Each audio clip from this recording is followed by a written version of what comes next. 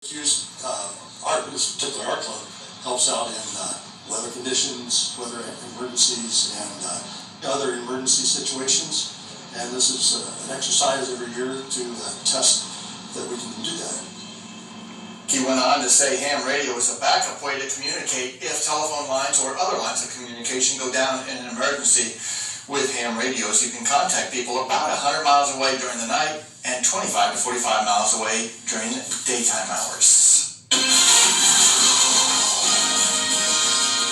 heard about this event, and I've been told about it, but I didn't realize it was this weekend, so that's a shame, because that's something I've always wanted to do, and then also learn Morse code, but I don't think that's required anymore. I don't think it has to be in that anymore. Yeah.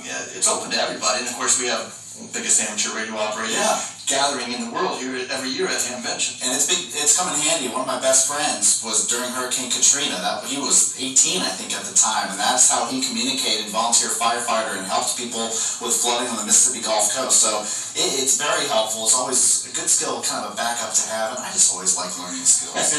Anything new like that is fun. So something that's new, that's fun for us. Dry air, cooler temperatures, maybe not so much tomorrow, but we will see at least some showers across the region. Now this morning, some of us still were able to get into the 50s, but a lot more of us only bottomed out into the low 60s. And so Dayton, yesterday I believe, got down to about 60 degrees. This morning got down to about 62. So I mentioned last night that fewer places likely were going to reach the 50s, but we probably would still see at least a little bit.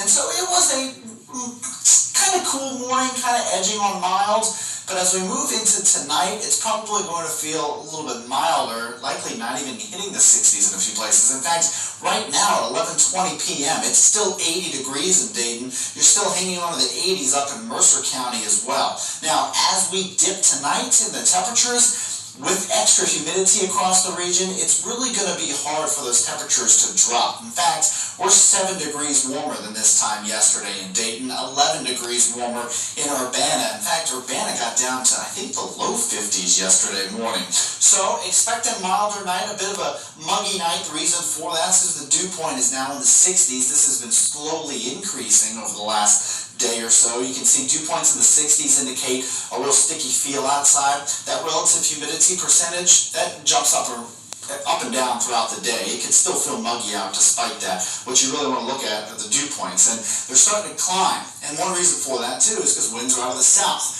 Due south for the most part. Now they're light, we're not looking at strong winds, but they are bringing in that moisture way south, down from the Gulf of Mexico into the deep south, also warmer air as well. So temperatures tonight likely going to avoid the 60s in many places. We are seeing a few showers moving across the Buckeye State, nothing really severe or anything like that. In fact, you're not even seeing a lot of yellow or red, although when we zoomed into Pickle earlier, there was a little yellow and a little orange out there, but don't see any lightning here, at least as indicated by radar. But if you move out toward the west, there's some nice shower and thunderstorm activity heading across Illinois.